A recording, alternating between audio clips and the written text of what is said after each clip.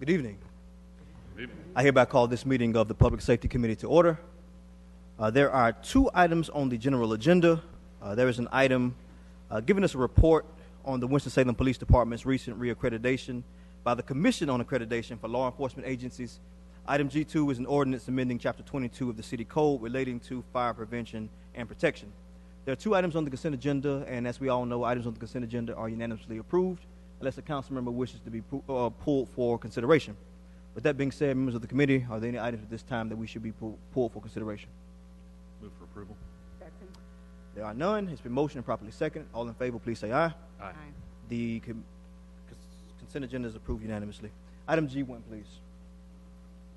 Item G1, report on Winston-Salem Police Department's recent reaccreditation by the Commission on Accreditation for Law Enforcement Agencies. Giving us our report is our police chief, Chief Roundtree. You have the floor, sir. Good evening, Chairman Taylor, Mayor Pro Tem Burke, and members of the Public Safety Committee. I just wanted to update you on the department's recent reaccreditation by the Commission on Accreditation for Law Enforcement Agencies, also known as CALEA.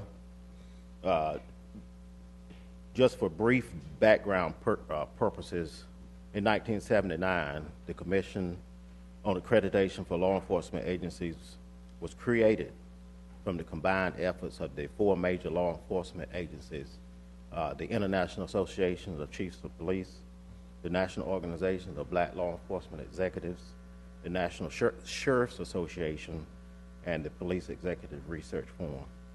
The police department, the Winston-Salem Police Department, has been accredited since 1997, and we've held that accreditation up to today. In 2015, we were scheduled for our sixth reaccreditation, and that included complying to over 480 standards. In October of 2015, we did have an on-site assessment. That was where two CALEA assessors came in, one from the Richmond, Virginia area, and one from Polk County, Florida, came in and did a full departmental assessment.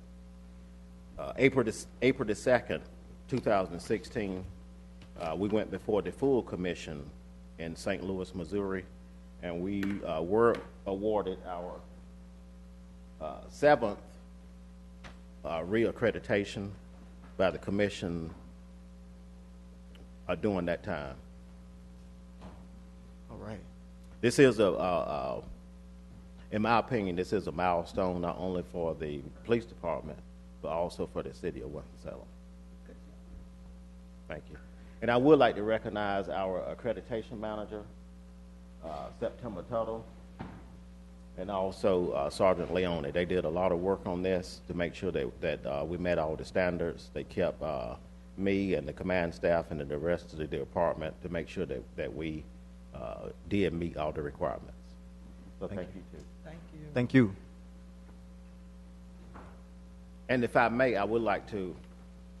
I was hoping that you would. You have the floor. Okay. I would also like to recognize two employees who are here tonight. As you are aware, we did have a promotional ceremony this past Friday, and we also recognized our 2015 Employee of the Year and our 2015 Officers of the Year. So I do have Corporal D.G. Smith and Officer D.W. Smith. They're not related, but I would like for you to listen to their bios as far as what they did to be selected for this award.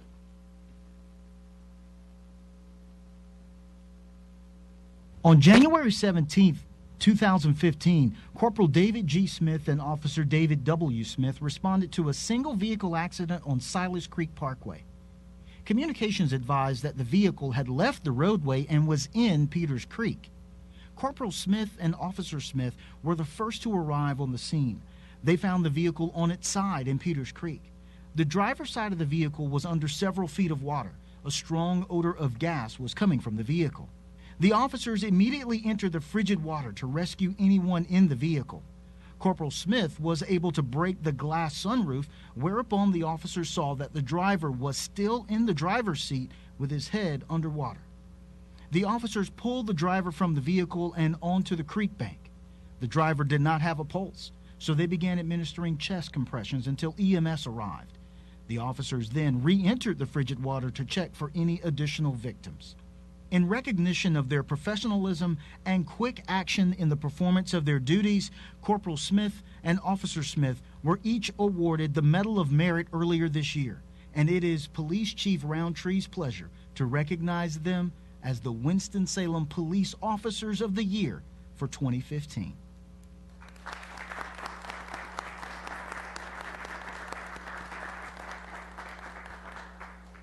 So I just wanted to allow them to be here and let you congratulate them as you see fit.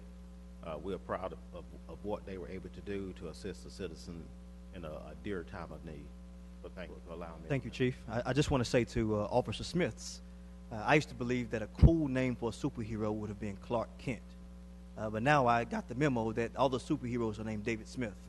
So we thank you for your contribution to the city, to this department, and to all of the people. We really appreciate your efforts, and we hope you keep up the good work. Any other committee member or council member? Councilmember McIntosh. I just did want to say, give a shout out to all the hard work that went in this weekend on the Burke Street Food Truck Festival. It was very windy, and the officers were working hard out there. I was there during the setup period, and they just did a fine job and covered a lot of ground and kept a lot of people happy that started out not so happy. So I just want to say thank you for all that hard work. Thank you. Councilmember. Yes, thank you, Chairman Taylor. Just want to let you know, and the citizens or anyone, when you get in trouble, when something happens, it's just like Councilmember Taylor said, you think of the superhero. Sometimes you can't get out help, but in your heart, in your spirit, in your mind, you're crying and saying, please, somebody come, help me. And it just always makes me feel good when the emergency responders, whether you're showing up for those of us in trouble or you're just showing up and being there to be a part of this city and to make us not only feel safe, but for what you do in the community. You mean so much to us, whether you hear it enough or not. You mean so much to us, and thank you for being there on Silas Creek and getting down there in the creek and getting the car and everything. You are so much appreciated every day. All of you are. Councilman Burke.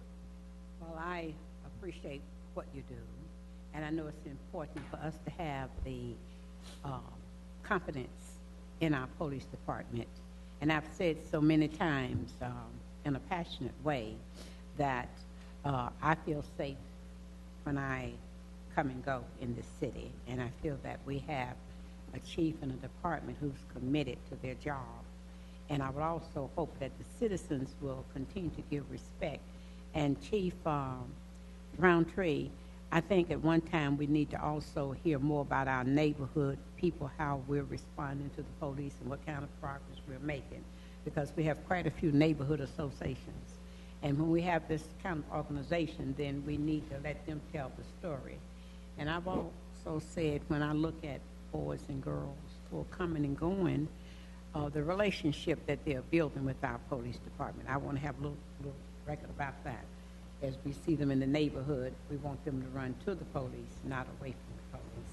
And again, thanks to the Smith men for what you do, continue to do.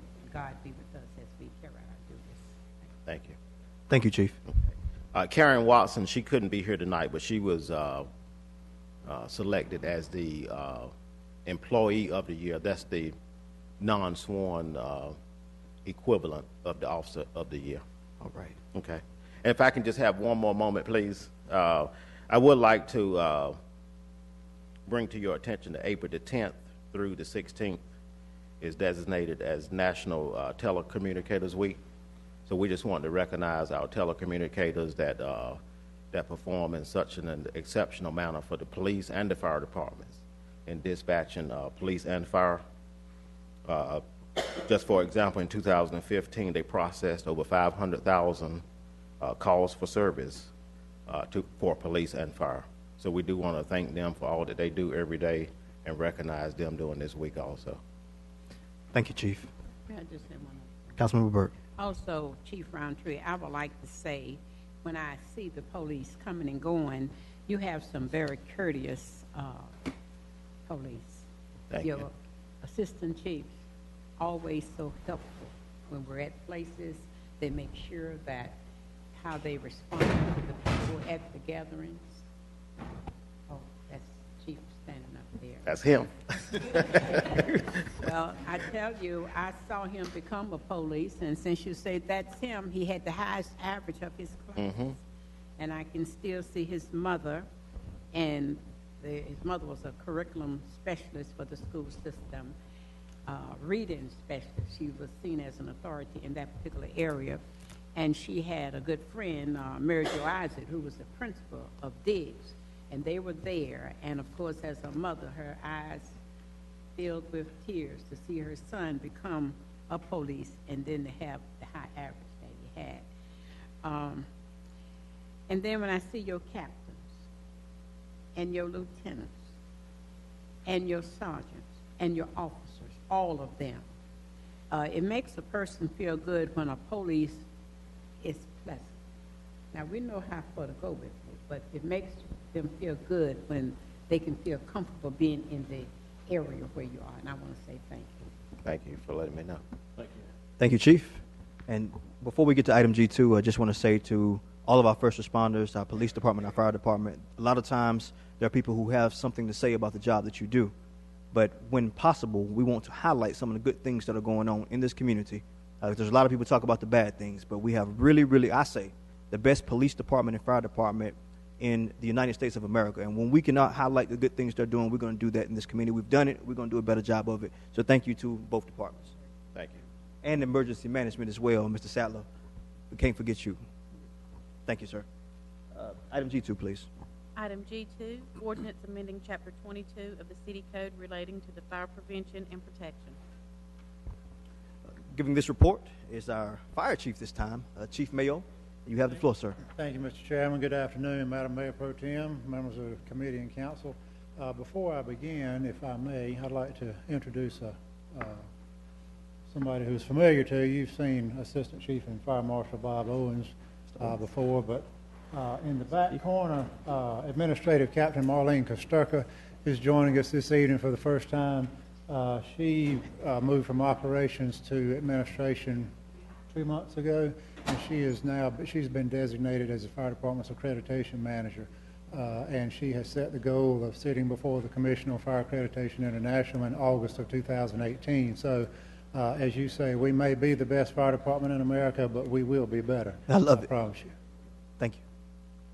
So this afternoon, we'd like to revisit an item that we brought before you in February, and that was a redesign in how we are performing fire code inspections, and ask for your favorable recommendation out to the full council for their approval. And just, I don't have a PowerPoint, I just got one slide here, one sheet here, just to remind you the highlights of what we talked about in February. So Winston-Salem is the only operations-based program, or only operations-based fire inspection program in the state of North Carolina for a municipality anywhere near our size. We're also the only one that we can identify that is conducting fire inspections on a schedule that is more rigorous than what the state of North Carolina requires or what the National Fire Protection Association recommends. In assessing our data, we cannot show any correlation. Assessing our data and those who, of like size who inspect on a less frequent basis than we do, we can show no correlation between our more frequent schedule of inspections and reduced fire frequency. We cannot prove that at all. So in other words, there does not seem to be any benefit to what we're doing.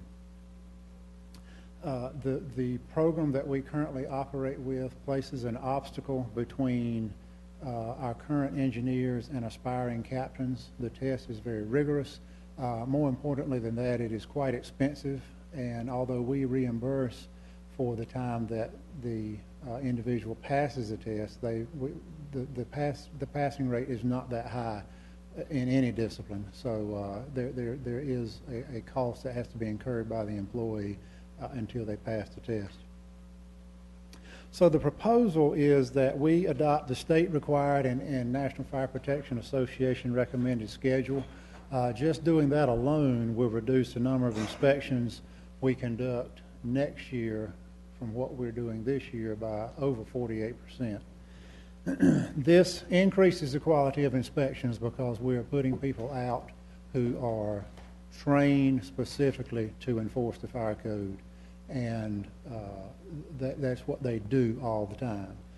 So they're good at it. They are better than our operations folks who are trained in fire, they're trained in medical, they're trained in 6 or 7 disciplines of technical rescue. There's only so much you can do and be good at it.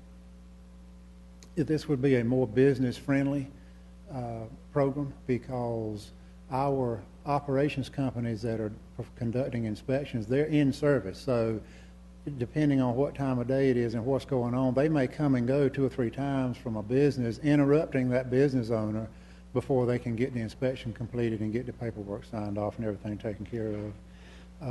One of the things that's near and dear to my heart is it frees companies to do more training in operation stuff in fire, medical, and rescue, in the fire, medical, and rescue disciplines. In some cases, we have some engine companies now that it truly is all they can do to maintain their non-emergency inspection workload.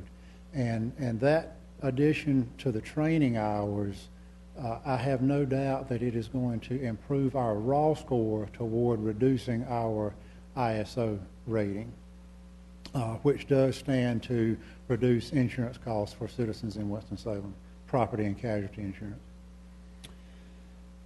It gives flexibility for us to relocate companies when we have a working fire anywhere in the city. We're opening up, depending on where it is, 30 to 45 square miles of the city.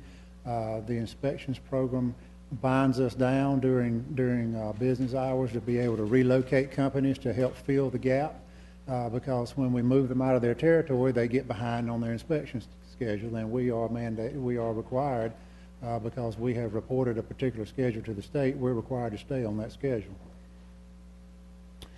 I would expect this will be the biggest morale boost for the City of Winston-Salem Fire Department in 20 years, because the personnel who are in the operations division, they know, and their passion is with providing excellent fire, medical, and rescue services to the citizens of Winston-Salem. And they know that because they are not training for those incidents as much as they should, they know they are not providing the highest level of service that they could be providing. And then the last thing about the proposal is that this will be a 3-year evolution for us. So the bulk of fire code inspections transpire on a 3-year rotation. So what we would do is the operations division over the next each of the next 3 years would shed 1/3 of its inspection load, transfer it to the Fire Prevention Bureau, and in each year we would add an additional inspector in the bureau to handle that load that is coming off of operations and going on to the bureau.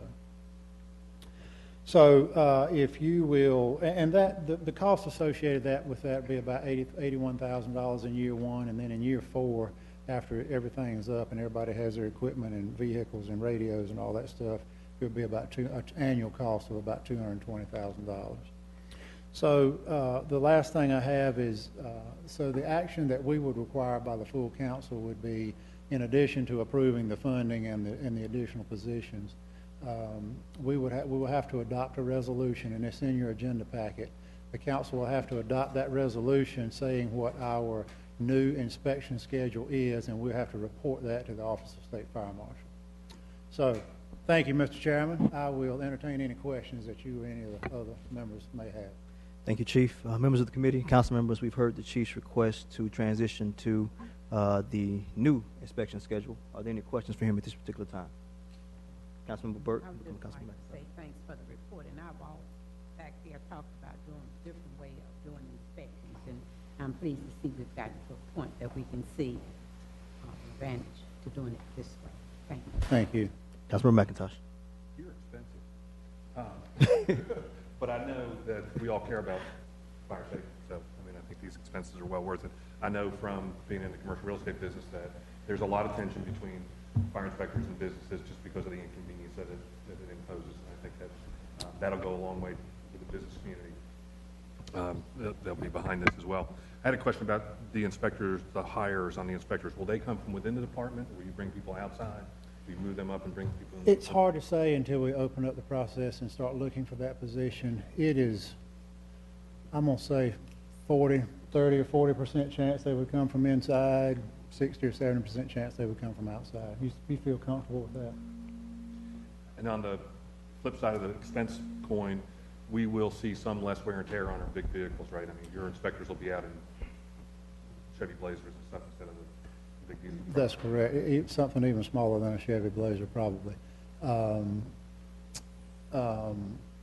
So, yeah, the answer to your question about wear and tear is yes. We're going to be training more, but a lot of training can be done without all the traveling that is required by that the inspections program requires, because the inspections program requires companies to be circumnavigating their entire territory, where training is typically closer to the station. A lot of it is conducted at the fire station.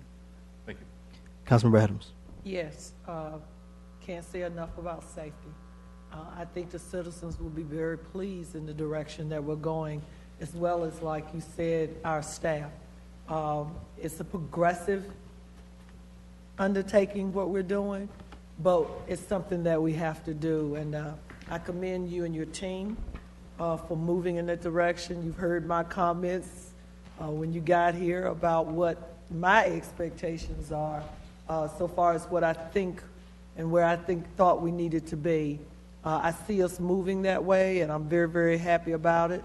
Again, like you said, the morale of staff is very important, because you gotta love and care about the job if you're gonna do a good job. And when people see that you're inputting resources and development and training and funding into their, being able to do their job, they just take it and they run with it. So again, thank you and staff. Looking forward to hearing updates as we move through to this certification. Thank you. Thank you. And I would say, Mr. McIntyre, Councilmember McIntyre, that I will agree we are expensive, but I think this is money well spent, and we will see much better programs both in operations and on the fire prevention side. Great, that's what we want to hear. Money well spent. Yeah, Yes. good, thanks. Chief, before you walk away, it appears that council action is required on this item. Members of the committee, do I hear a motion? Motion to approve? Second. It's a motion and properly second. All in favor, please say aye. Aye. That is unanimous. Thank you, Chief. Thank you. We've got about 6 minutes before I promise to adjourn. And just as a point of personal privilege, I want to take a moment and just discuss an item very briefly. I have talked about this item before, but I intend on meeting with the manager, some of the council members, police administration, and some of the patrol officers to talk about this.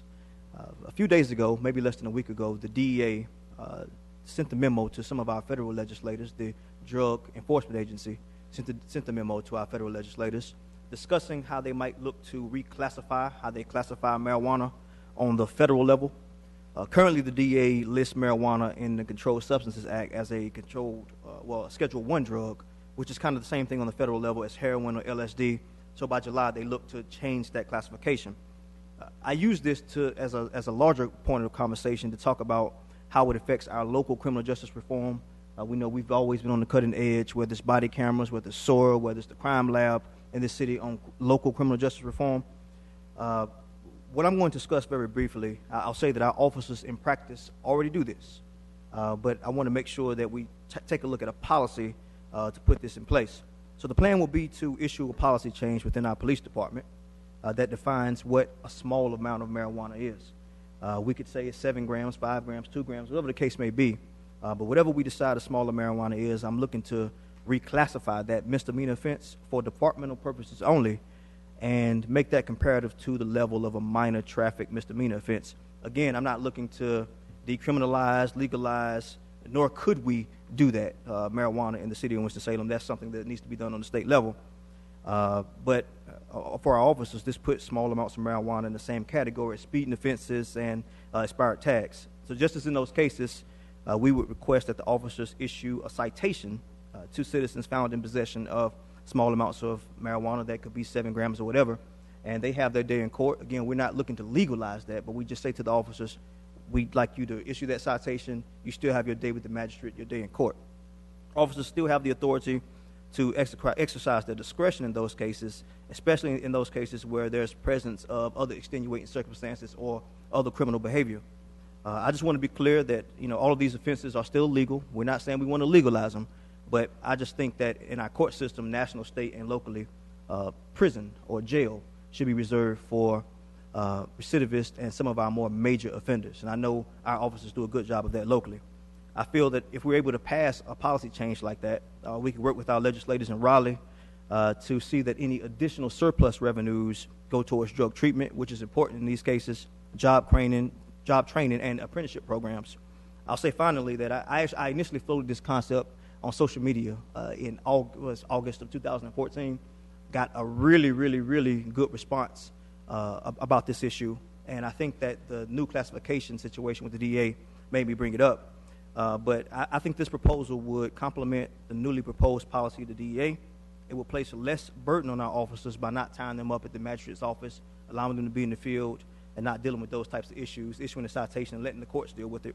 And it would continue to work towards permanent national, state, and local solutions that reduce overcrowding in our local jails and prisons. I think our SOAR program, Successful Outcomes After Release, is one of those cutting-edge inventions that we put in place to ensure that that happens.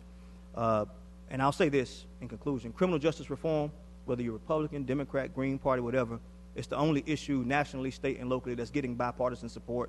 I just think it's time that we start having these types of conversations. So I look forward to having this conversation with the chief, the manager, all the staff, and even the patrolmen who go out every day and work to enforce our laws. It's important to hear from everybody, but I think we've got to do this type of thing to continue to be innovative, especially as it relates to criminal justice reform. So with that being said, members of the committee, if there's anything else, we open the floor at this time. Very good. Very interesting. It has been a lot of national publicity about this. As you do what you're doing, I would hope that our attorney from the public safety will also be working along with you with this. So this is a plus, Mr. Chairman. Thank you for introducing this. Thank you, Mayor Pro Tem. And eventually, I'd like to have this come back to our committee for discussion only. We're not asking to move, but it's good that we're having a conversation so that we're moving forward. If there's no further business for the good of the order, we consider this meeting to be adjourned.